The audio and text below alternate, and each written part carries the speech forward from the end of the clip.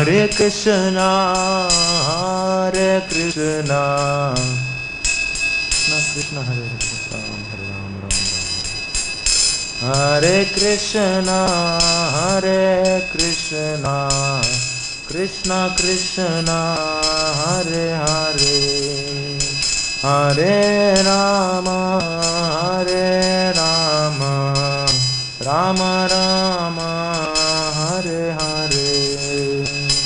Hare Krishna, Hare Krishna, Krishna Krishna, Hare Hare, Hare Rama, Hare Rama, Rama Rama, Hare Hare. Prabhupada ki jai.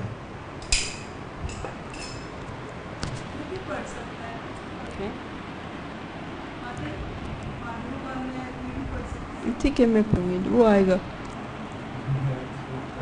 Today this is the last day of studying chapter 8 of Srimad Bhagavatam 10th canto, Krishna book chapter 8.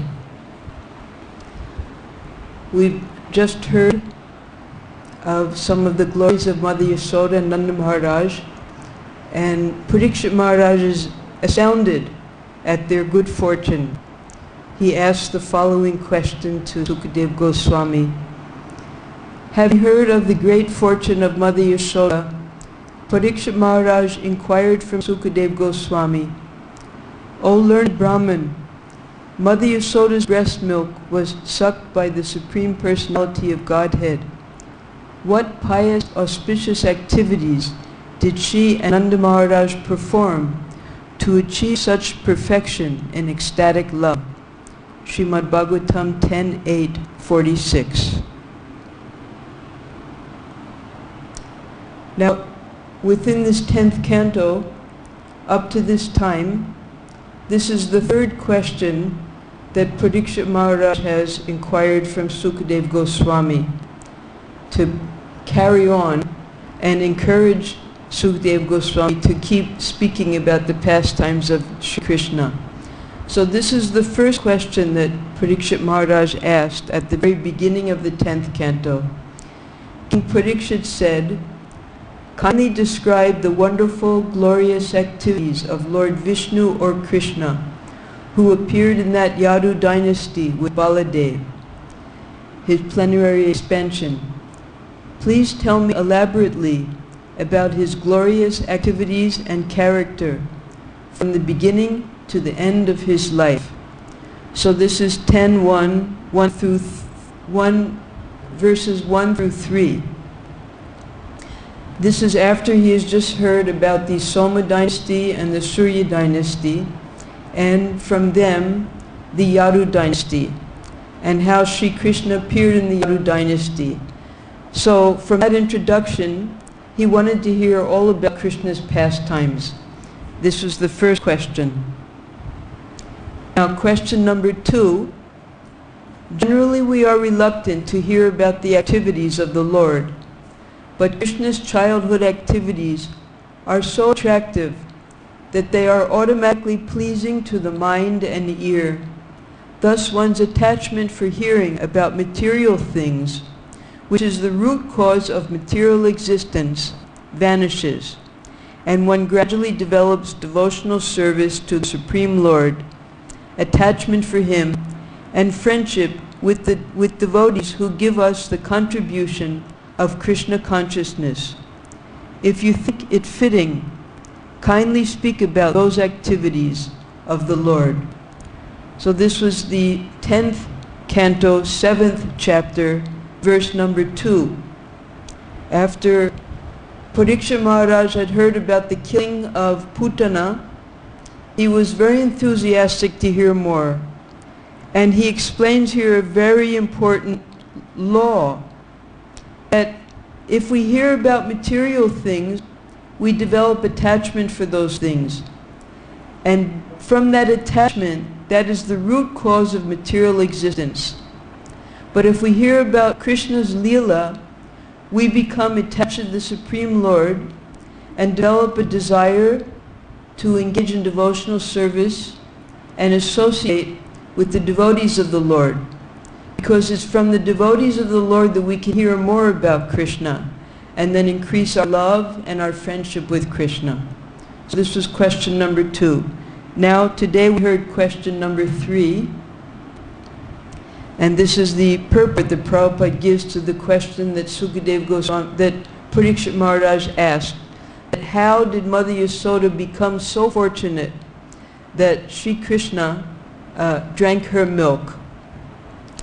As stated in Bhagavad Gita 7:16, Chaturvida bhajante mam jana sukritin arjuna.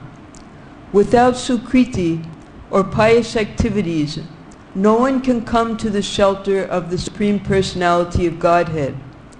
The Lord is approached by 4 kinds of pious men: Arto, Jigyasur, Arti, and Gyani Cha. But here we see that Nanda Maharaj and Yashoda surpassed all of them. Therefore, Parikshit Maharaj naturally inquired, what kind of pious activities did they perform in their past lives by which they achieved such a stage of perfection? Of course, Nanda Maharaj and Yashoda are accepted as the father and mother of Krishna. Yet Mother Yasoda was more fortunate than Nanda Maharaj, Krishna's father, because Nanda Maharaj was sometimes separated from Krishna, whereas Yashoda, Krishna's mother, was not separated from Krishna at any moment. Purport 10.8.46. So the type of pious men that approach the Supreme Lord, first is Arto, those who are in distress. So they approach the Lord and they pray to Him to free them from distress. Then Jigyasu, they're curious. They want to find out more about the Lord. Arti, those who desire something from the Lord. And Gyanis, those who have knowledge of the Lord and want to get more knowledge about Him. They surrender to the Lord. The Gyanis are of the 4, the Gyanis are the most superior. But Mother Yasoda and Nanda Maharaj didn't fit into any of those 4 categories because they were so fortunate. So Parikshit Maharaj is very humbly inquiring from Sukadeva Goswami that how did they get this good fortune? What did they do? He's asking that because he wants to find out what to do for himself. Yes. From Krishna's boyhood to his childhood, and from his childhood to his youth, Mother Yashoda was always in association with Krishna. Even when Krishna was grown up, he would go to Vrindavan and sit on the lap of Mother Yashoda. Therefore, there is no comparison to the fortune of Mother Yashoda and Parikshit Maharaj. Parikshit Maharaj naturally inquired, Yashoda da Mahabhaga, purport 10.8.46, Srimad Bhagavatam. Papoho yasyaha sthanam hari.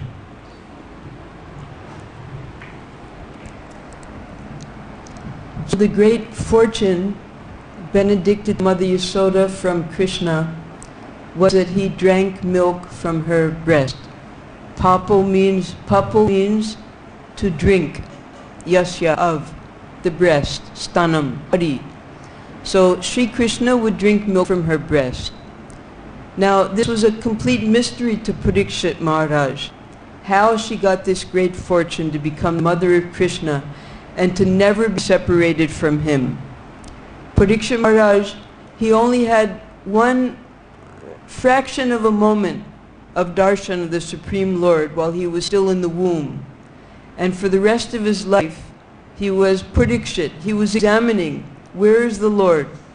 But Mother Yasoda was never separated from the Lord throughout his childhood until he finally left. And then, because of intense separation, that separation and that crying and that feeling of viyog, that not having Krishna right in front of him, in front of her, as she usually did throughout his whole childhood.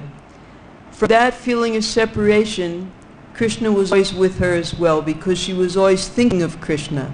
So her whole life she was engaged in just serving Krishna, loving Krishna, and later feeling intense separation from Krishna. Although Krishna was so pleased with Vasudeva and Devaki that he descended as their son, they could not enjoy Krishna's magnanimous childhood pastime, which are so great that simply chanting about them vanquishes the contamination of the material world. Nanda Maharaj and Yashoda, however, enjoyed these pastimes fully, and therefore their position is always better than that of Vasudeva and Devaki. Srimad Bhagavatam 10.8.47. So this is the sloka that's describing this special fortune of Nanda Maharaj and Yashoda, and comparing the two sets of parents, that Vasudeva and Devaki, they engaged in so much tapasya and penance and austerities, and Krishna, then being pleased with them, gave them the benediction that he would become their son 3 times, and then they would be liberated. So this was a particular type of fortune, but their fortune in no way compared to the fortune of Yashoda and Nanda Maharaj. So Parikshit was trying to understand what was the difference between the two sets of parents, that one was able to enjoy all of these nectarian childhood pastimes, and the other was sitting in Mathura in separation in jail.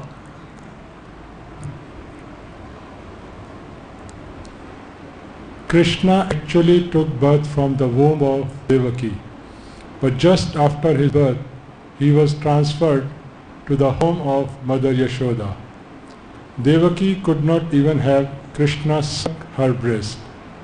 Therefore, Parikshit Maharaj was astonished.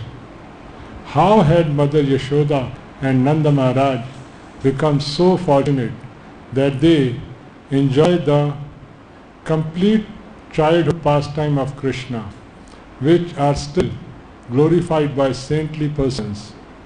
What had they done in the past by which they were elevated to such an exalted position? Purport, Srimad Bhagavatam 10.8.47. Now we see here how Krishna is actually serving his father. His father says to Krishna, "Bring my shoes." And Krishna, being just a small boy, 2 or 3 years old, he picks up the shoes, he puts them on his head, and he carries them to his father. So this is the topmost relationship in Vatsalya Bhav, to enjoy these childhood pastimes between Yashoda, Nanda, and Krishna. And we'll hear more about this particular pastime now. In 1975 in Berkeley, Prabhupada was shown Parikshit Das, new painting of baby Krishna carrying Nanda Maharaj's shoes on his head. Prabhupada liked the painting very much. Just see how Krishna is serving his devotee just like a little child, Prabhupada said. He also pointed out that Parikshit had not spoiled the painting by putting big hairs, whereas Jadurani always put big hairs. Woman is very fond of big hairs. So this was at the time of the painting, the first time Prabhupada saw that painting, this one. He liked it very much, especially because it was realistic. A little child doesn't have long hairs. So there was another painting. You see on the bottom, that's the first painting of it. And Prabhupada commented that Krishna's hair, it only comes down to his shoulder. But they would always put this big, big hair on Krishna. So then they repainted, see, they removed the hair. You can see here the paintings here in Prabhupada's house. So fortunately you can adjust like that when you're painting pictures.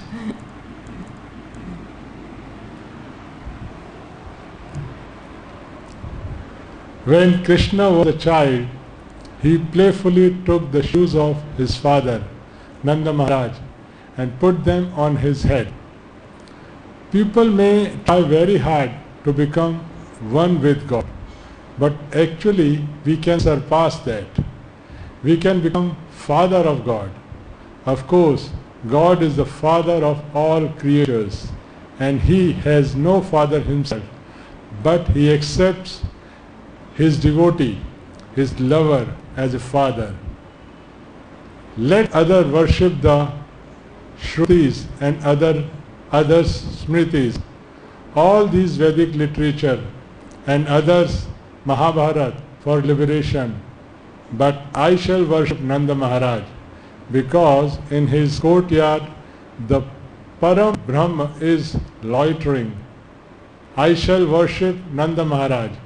He is so powerful that he has made the Param Brahma to come there and carry to his shoes.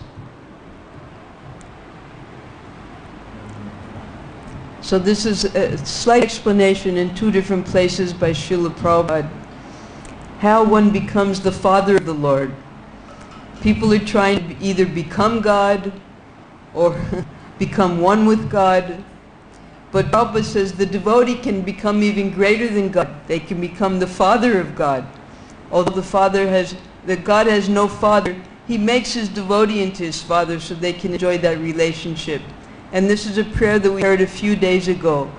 How a devotee, this is from the Bhakti Rasamrita Sindhu, he's saying, let other people worship the Shrutis, the Smritis, and the Itihasas, but I'll worship Nanda Maharaj, because he has the same Param Brahman crawling around in his courtyard.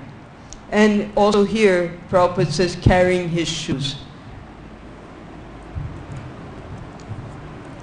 Devotee. Srila Prabhupada, I was asked a question by a man. He asked that Lord Ramachandra was praying to Lord Shiva in the Ramayana, and so he is taking Lord Shiva as being God. And we did not have a clear answer to him. Could you just instruct us, please, on this matter? Why? What reason? So this sometimes comes up when we're preaching, that Lord Ram worshipped Lord Shiva, and therefore the Shivites claim that Shiva is supreme, and they worship Shiva because even Ram worships Shiva. So this new devotee couldn't understand how to answer this man and how to defeat him. So he came to Prabhupada and asked this question. Prabhupada, Lord Ramachandra worshipped his devotees, just like sometimes Krishna worshipped Radharani and touched her feet. Krishna was tolerating ear pulling by Mother Yashoda. That does not mean that Mother Yashoda is the supreme.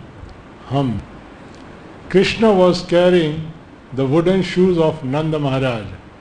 So that does not mean Nanda Maharaj is greater than Krishna. It is Krishna's pleasure. Sometimes a father carries the son on the shoulder.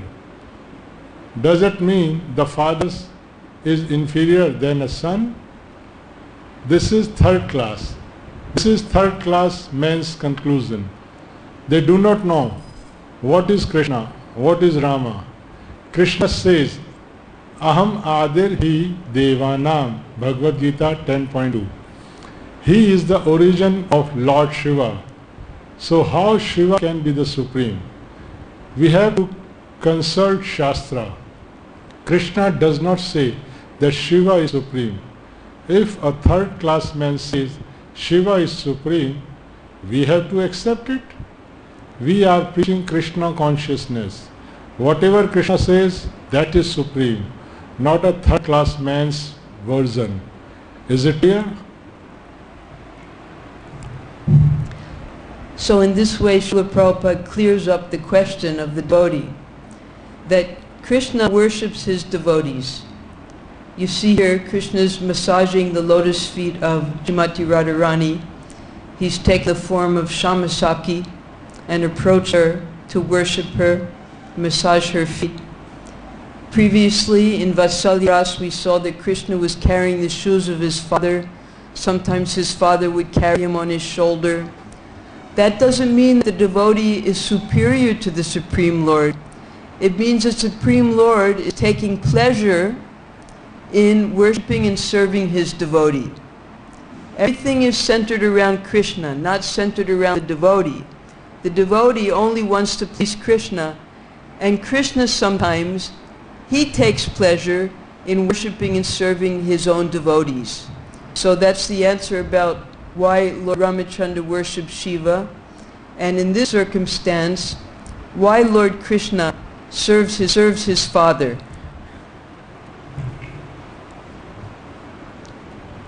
When the best of the Vasus of the name Drona, along with his wife Dhara, were ordered to increase progeny by Lord Brahma, they said unto him, Dear father, we are seeking your benediction.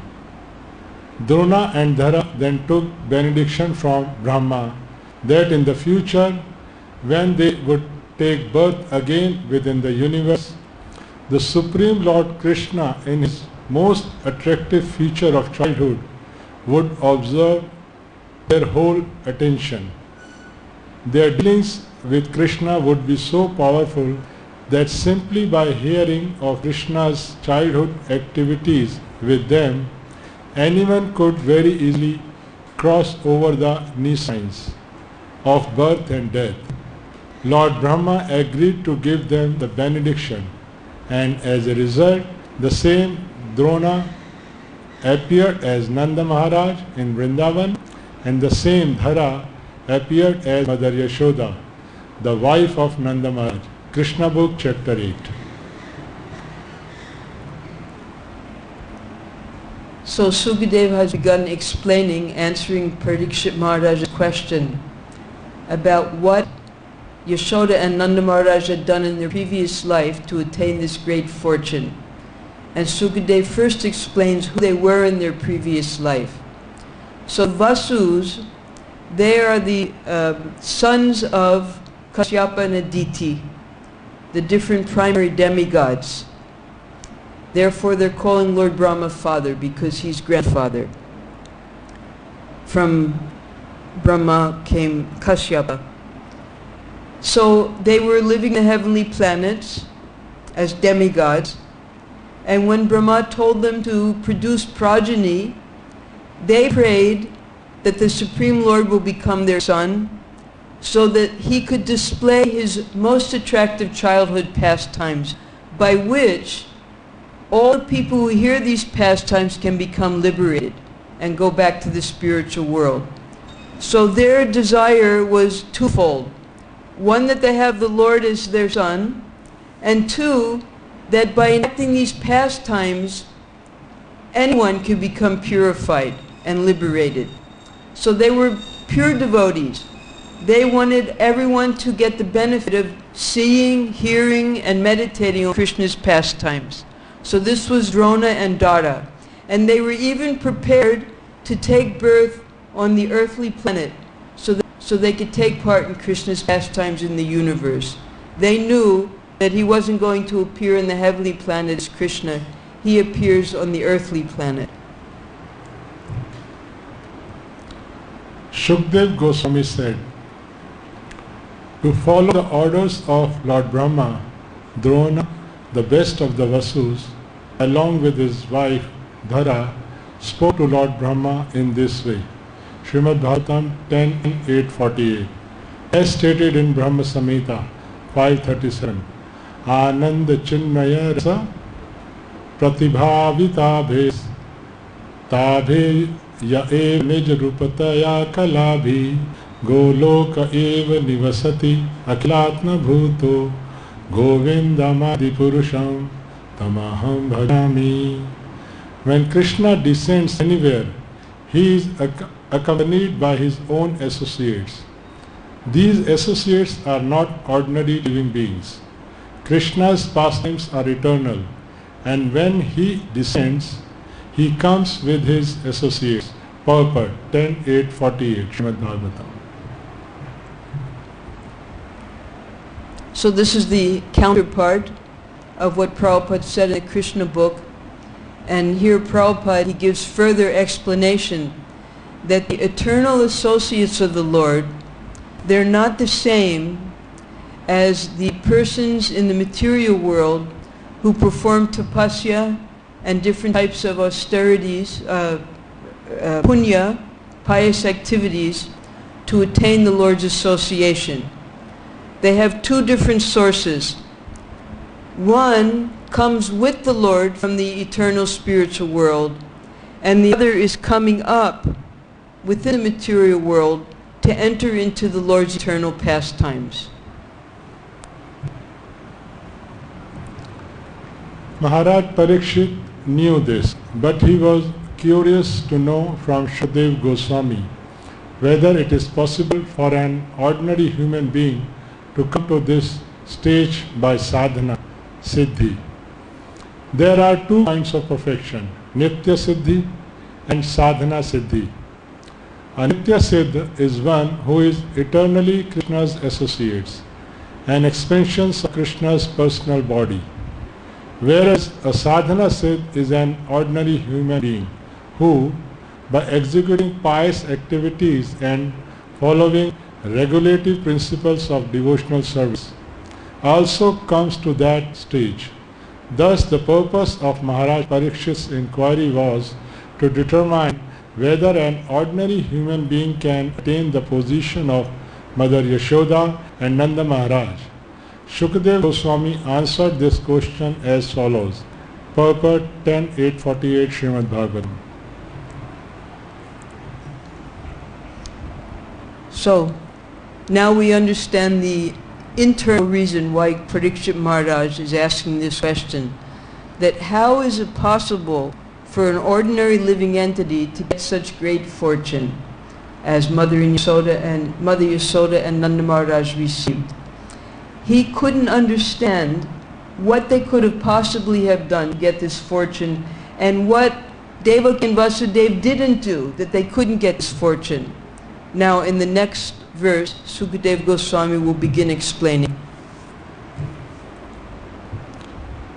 Drona and Dhara said, "Please permit us to be born on the planet Earth, so that after our appearance, the Supreme Lord, the personality of Godhead, the Supreme Controller and Master of all planets, will also appear and spread devotional service, the ultimate goal of life, so that those born in this material world may very easily be delivered from the miserable condition of materialistic life by accepting this devotional service." Srimad Bhagavatam 10.8.49. So we can see here that the mentality of Drona and Dhara is exactly the same mentality as Sri Krishna. Why does he come to the material world? For this reason, so that people can be delivered from the miserable condition of materialistic life.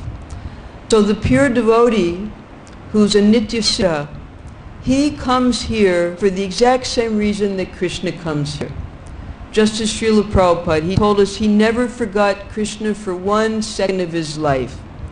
So he was sent by Krishna to help to bring the conditioned souls back to the Supreme Lord. It's a completely different mentality than those who are coming up from conditioning. Some are coming down, they're descending with the Supreme Lord to display his eternal pastimes, and others are coming up with the aspiration to enter into those pastimes.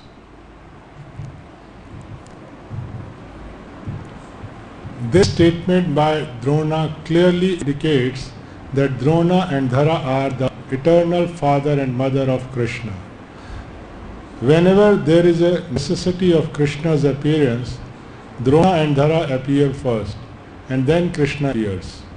Krishna says in Bhagavad Gita that his birth is not ordinary. Janma karma chami divyam. Bhagavad Gita 4:9.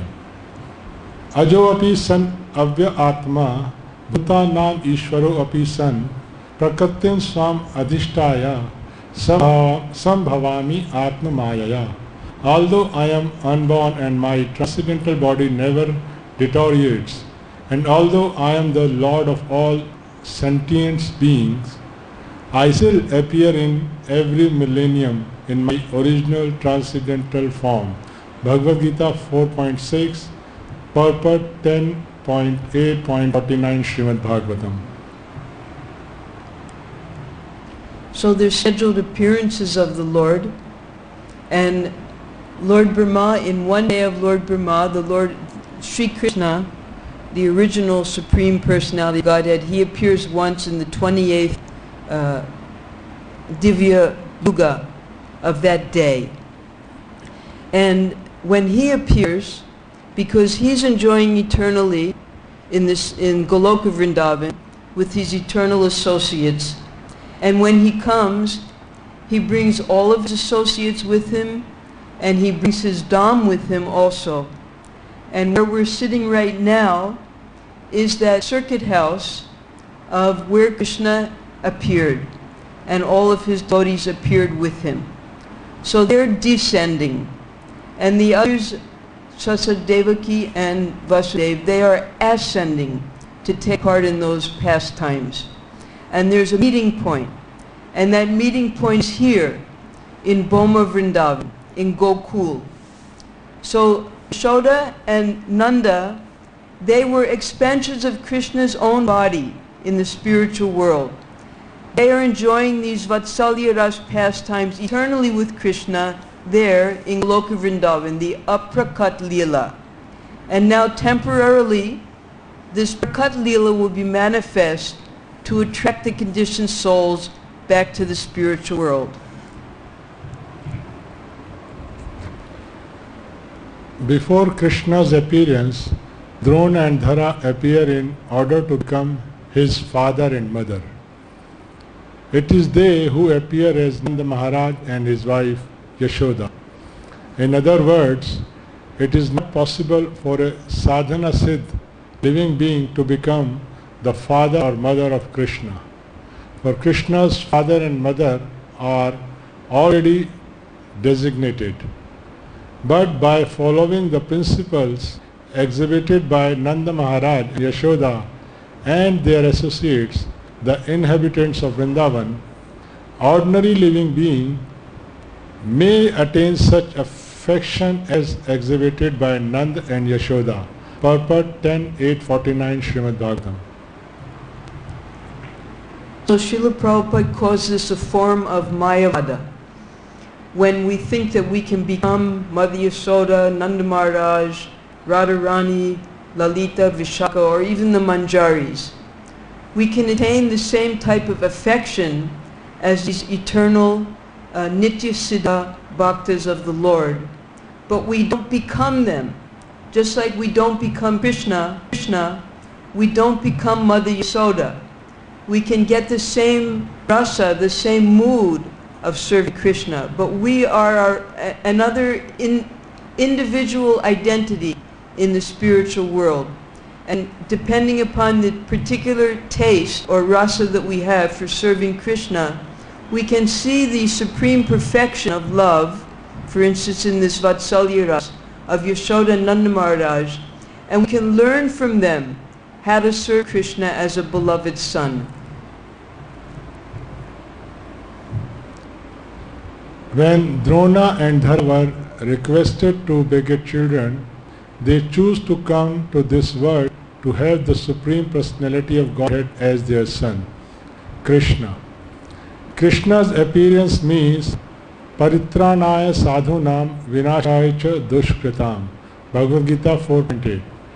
The devotees are protected and the miscreants are vanquished. Whenever Krishna comes, he distributes the highest goal of life, devotional service.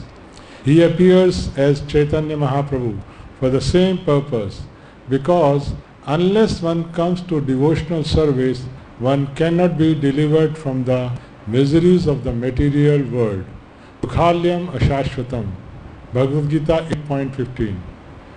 Where the living beings struggle for existence. Purport 10.8.49 Srimad Bhagavatam. So Dukhalayam means the place of miseries. Alaya means like a building, some location. So this location is simply miserable. And ashashvatam. Ashashvatam. A means without, and shashvata means eternal.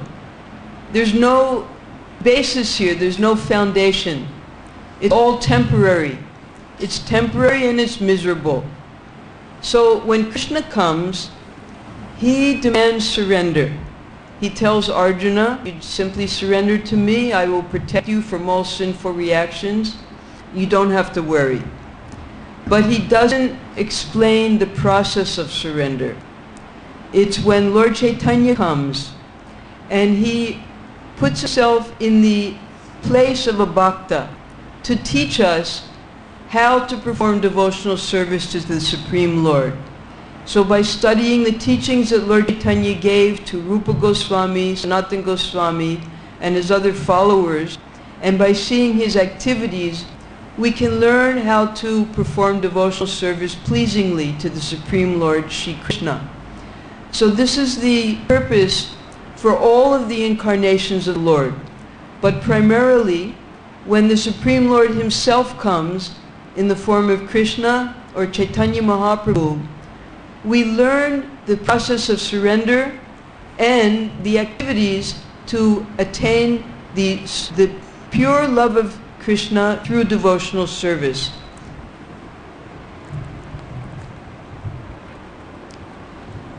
The Lord says in Bhagavad Gita 15.7, Mama vansho jiva loke jiva bhuta sanatana mana shashtani indriyani prakriti sani karshati.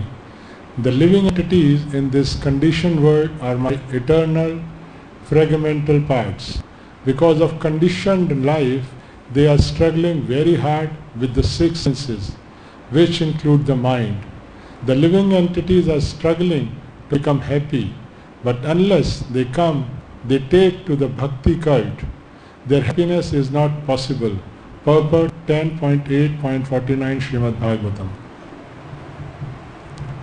So when Chaitanya Mahaprabhu, setting the example of a perfect devotee, gave up his householder life, took sannyas, and then for 6 years traveled and preached, eventually he came to visit Vrindavan. Only one time he came to Vrindavan, and when he was in Vrindavan he set the example of what we should do here.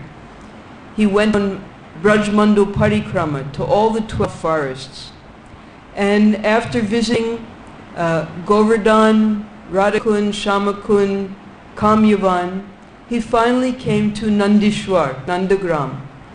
And there he was able to take darshan of Nanda Maharaj, Yashoda, and child Krishna.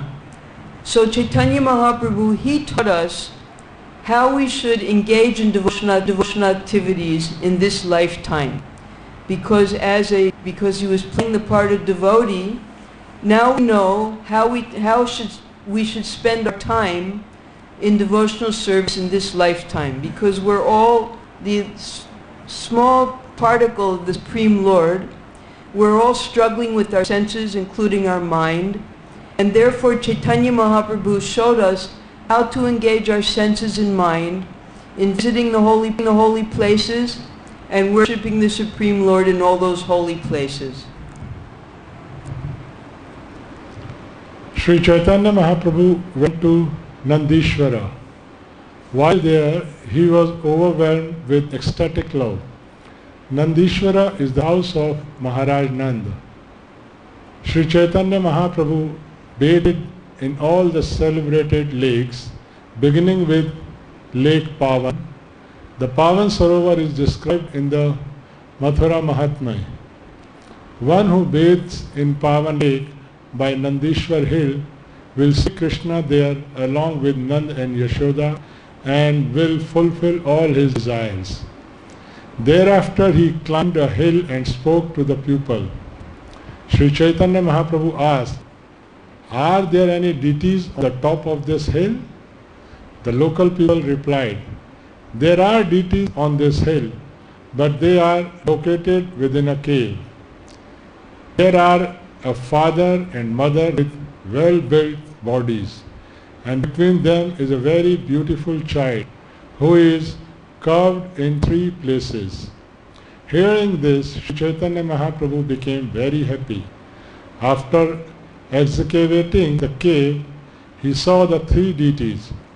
Sri Chaitanya Mahaprabhu offered his respects to Nanda Maharaj and Mother Yashoda, and with great ecstatic love, he touched the body of Lord Krishna. Chaitanya Charitamrita Madhya Lila, chapter 18.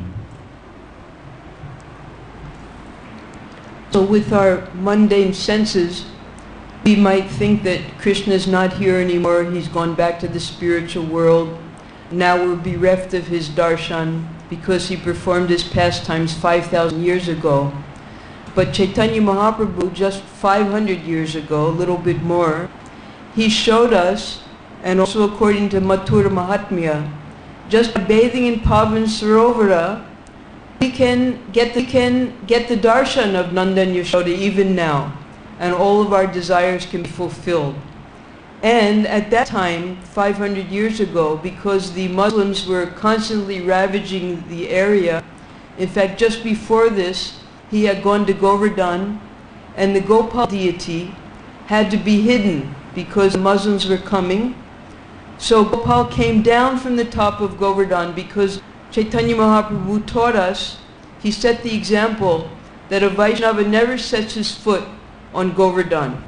So because he wanted to have darshan of Gopal, Gopal came down to see him. And for 3 days, Chaitanya Mahaprabhu had darshan of Gopal, then Gopal went on to Mathura. Finally, he's being worshipped now as Srinathji in Rajasthan. So here in Nandagram, where Nanda Maharaj lived after in the later pastimes of Sri Krishna, Mahaprabhu was able to have direct darshan of them. Those deities are now visible. We can go there any time and take their darshan. It's just a matter of our purified senses.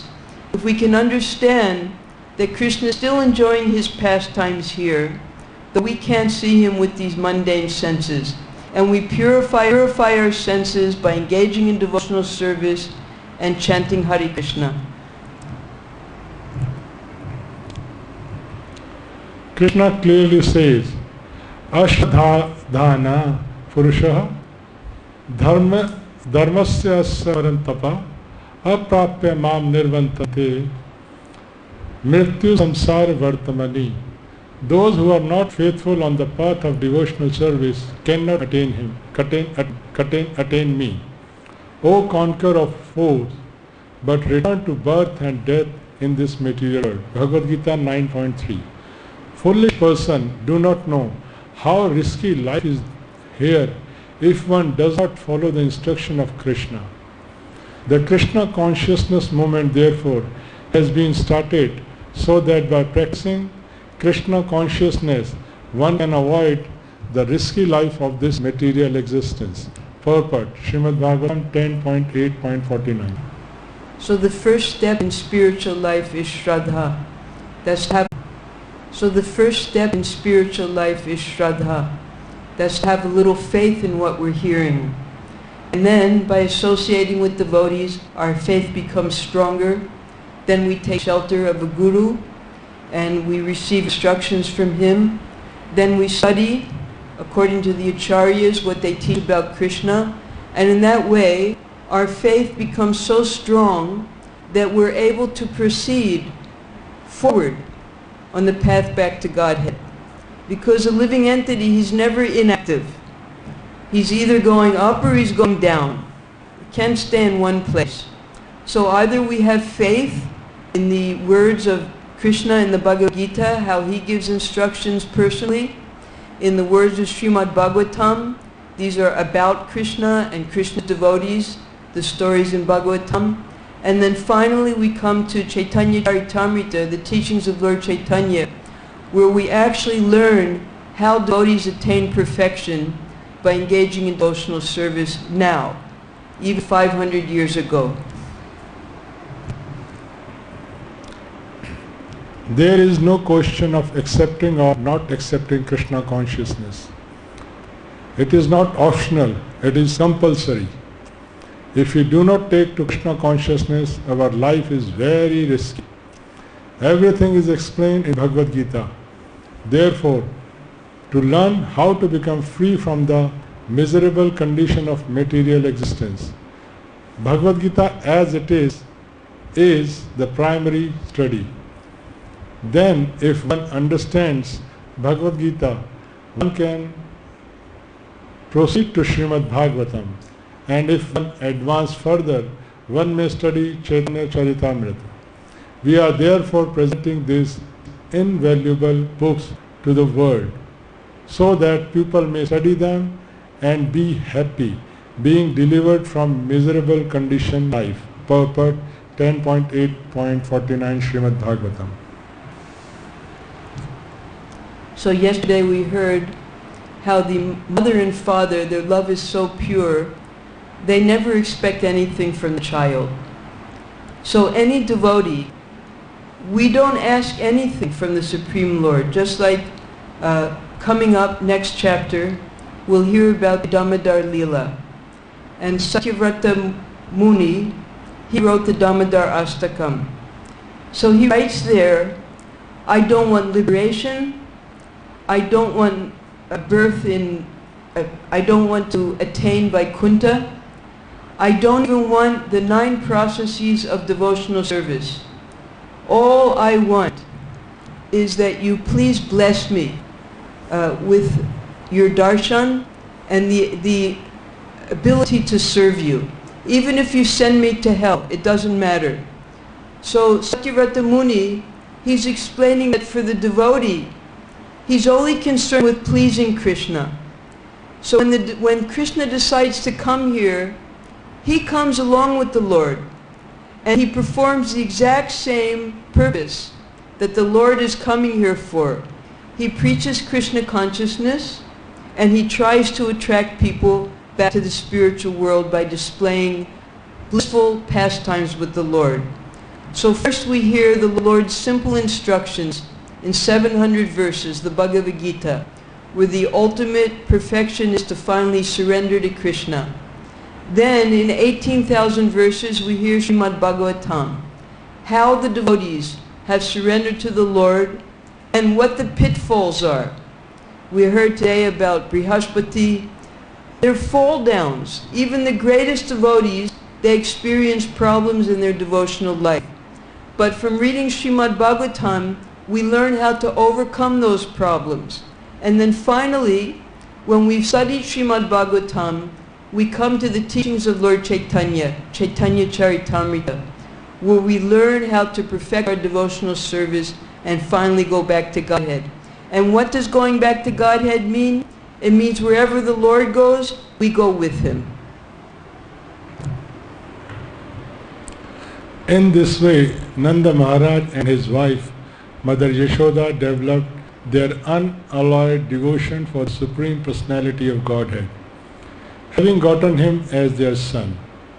And all the gopis and cowherd men who were associates of Krishna naturally developed their own different feelings of love for Krishna. Therefore, just to fulfill the benediction of Lord Brahma, Lord Krishna appeared along with his plenary expansion, Balaram, and performed all kinds of childhood pastimes in order to increase the transcendental pleasure of all residents of Vrindavan. Thus ends the Bhaktivedanta purport of the 8th chapter of Krishna, Vision of the Universal Form, Krishna Book, chapter 8. So here it said that Krishna, to fulfill the benediction of Lord Brahma, he appeared as the son of Nanda and Yashoda. So in the next Leela also, we'll see that Krishna does things just because his devotees have given benedictions to different people. When Nalakuverta and Manigriva, they had no qualification whatsoever to see the Supreme Lord. They hadn't performed any pious activities. They were debauchees. But because they prayed for the mercy of Narada Muni, Krishna was obligated, because his pure devotee Narada Muni gave them the benediction that they would see the Lord. So then Krishna had to fulfill that benediction. So now Lord Brahma has given the benediction to Drona and Dara that he would become their child. Brahma didn't even ask Krishna beforehand. But Krishna was obligated then, that my pure devotee, he says that I'm going to become their son, so therefore I have to become their son. So he comes as their son, along with Balaram, because the whole Krishna book is all about Krishna and Balaram. In the very first questions that were asked of the sages, asked to Sutta Goswami, Sonak Rishi, he's asking Sutta Goswami, they want to hear about Krishna and Balaram, Ram and Kedava, and all the naughty things these two couples did. So here we are in the 10th canto, we're getting full dose of Krishna Balaram Leela. When Brahma said, "Yes, let it be so," the most fortunate Drona, who was equal to Bhagavan, appeared in Vrajapura, Vrindavan, as the most famous Nanda Maharaj, and his wife Dhara appeared as Mother Yashoda. Srimad Bhagavatam 10.8.50. Because whenever Krishna appears on this earth, he superficially needs a father and mother. Drona and Dhara, his eternal father and mother, appeared on earth before Krishna as Nanda Maharaj and Yashoda. In contrast to Sutapa and Prishni, they did not undergo severe penance and austerities to become the father and mother of Krishna. This is the difference between Nitya Siddh and Sadhana Siddh. Purport 10.8.50 Srimad Bhagavatam. So this is the supreme secret that Sukadeva Goswami is now giving to us. The difference between Nitya Siddha, that's Nanda Maharaj and Yashoda, who descend with Krishna for the same purpose that Krishna has come, Paritunaya Sadhanam, Vinashaya Chaduskritam, and the Sadhana Siddha, who is praying for the Lord to become their son, but so that they can enjoy his pastimes. It's a different mood. So sadhana means following all the regulative principles, engaging in tapasya, just like we're engaging in. This is sadhana. Rupa Goswami he's given that sadhana bhakti in the Bhakti Rasamrita Sindhu.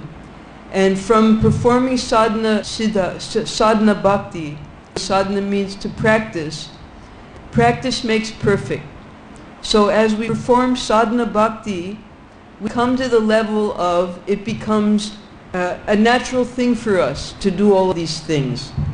It's not that we're performing the regulative principles, following all the rules and regulations, and when we're perfected, we don't have to follow the rules and regulations anymore. No, we perform all the rules and regulations, love for Krishna. Nanda Maharaj, he observed the Ekadasi. They observed even more ceremonies, more than what we do, because we're just beginners now. So the sadhana siddha, they're coming up, and the nitya siddha, they're descending with Krishna.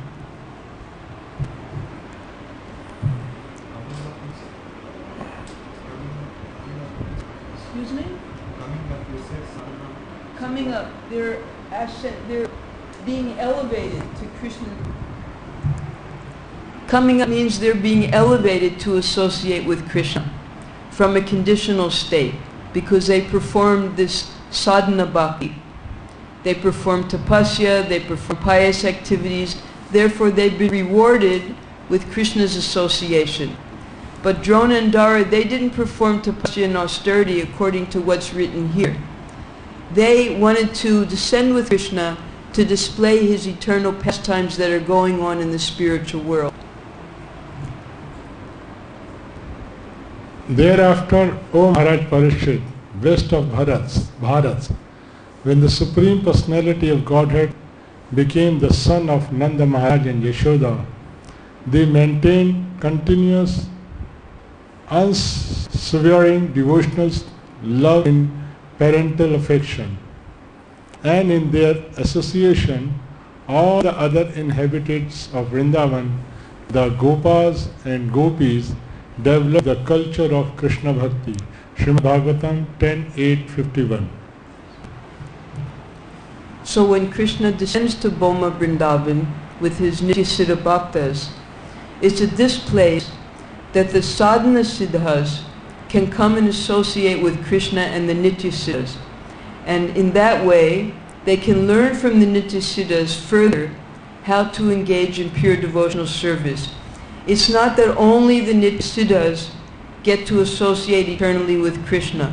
No, there's a process.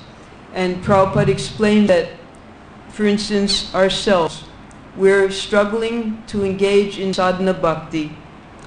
And hopefully by the end of this lifetime, we'll become perfected enough that Krishna will allow us to go on to proceed and take birth in the universe where he's having his pastimes. And in that birth, we get to associate with the Nitya-Siddhas and learn further how to become a pure devotee of the Lord. Then after that lifetime, we get to return to the spiritual world. So it's a process, and this is the process of going upwards, back to Godhead. The Nitya-Siddhas are coming with Krishna, and the sadhana siddhas, they get the opportunity to associate with Krishna and the Nitya-Siddhas in this Boma Vrindavan Leela. Although when the Supreme Personality of Godhead stole the butter, yogurt and milk of the neighboring Gopas and the Gopis, this teasing superficially seemed troublesome. In fact, it was an exchange of affection and the ecstasy of devotional service. The more the Gopas and Gopis exchanged feelings with the Lord, the more their devotional service increased. Sometimes we may superficially see that a devotee is in difficulty because of being engaged in devotional service. But the fact is different. When a devotee suffers for Krishna, that suffering is transcendental enjoyment. Unless one becomes a devotee, this cannot be understood. Purport 10.8.51 Srimad Bhagavatam. So you'll see within these Braja Leela, the devotees often have to take shelter of Krishna because of different distresses that are coming upon them. The prime example is when Indra attacked Braja, and he wanted to kill all of the cows and all the inhabitants because they failed to offer Indra Puja that year. And they listened to this talkative little boy Krishna. So they were in great distress. There was a flood. And the only thing they could do was take shelter of Krishna. And then Krishna, with the little finger of his left hand, lifted up Govardhan Hill. And for 7 days and 7 nights, Krishna and all the associates in Braj, they were together. They had non-stop darshan of Krishna for those 7 days and 7 nights. There was no hunger, there was no thirst. They simply sang songs and had nice prasadam there together. 7 days and 7 nights.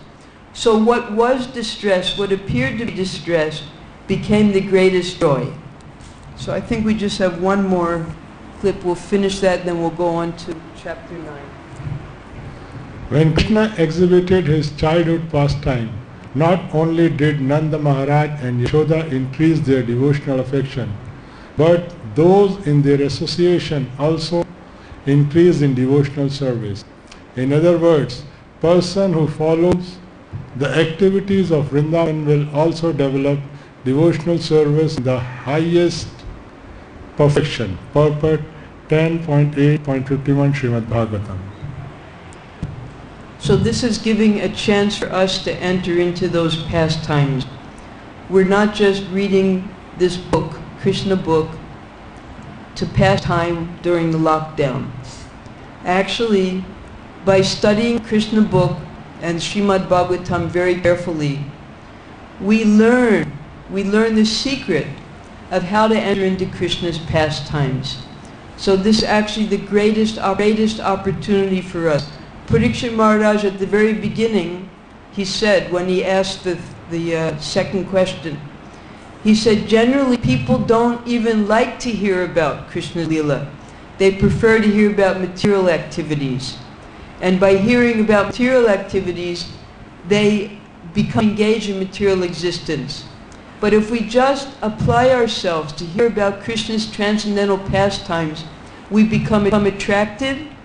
And by hearing about how the devotees serve Krishna, we learn also how to serve Krishna. This is the secret of going back to Godhead, hearing. Thus the Supreme Personality, Krishna, along with Balaram, lived in Vrajbhumi, Vrindavan, just to substantiate the benediction of Brahma. By exhibiting different pastimes in his childhood, he increased the transcendental pleasure of Nanda and the other inhabitants of Vrindavan. Srimad Bhagavatam 10.8.52. Thus end the Bhaktivedanta purports of the 10th canto, 8th chapter of Srimad Bhagavatam, entitled Lord Krishna shows a universal form within his mouth. So because Krishna and everything about Krishna is absolute, Krishna displayed these pastimes here in Vrindavan about 5,000 years ago. Now he's returned to the spiritual world, but this is the spiritual world. It's not that we have to die and go back to Godhead. In this very lifetime we can go back to Godhead if we're engaged in pure devotional service. That means that Krishna Balaram, Radha and Krishna, Nanda Maharaj and Yashoda Devi, they're all here in this eternal realm of Vrindavan. Just we can't see them because our senses are covered with material contamination. So as we become purified, all of these pastimes become revealed to us, even in this lifetime. Hare Krishna.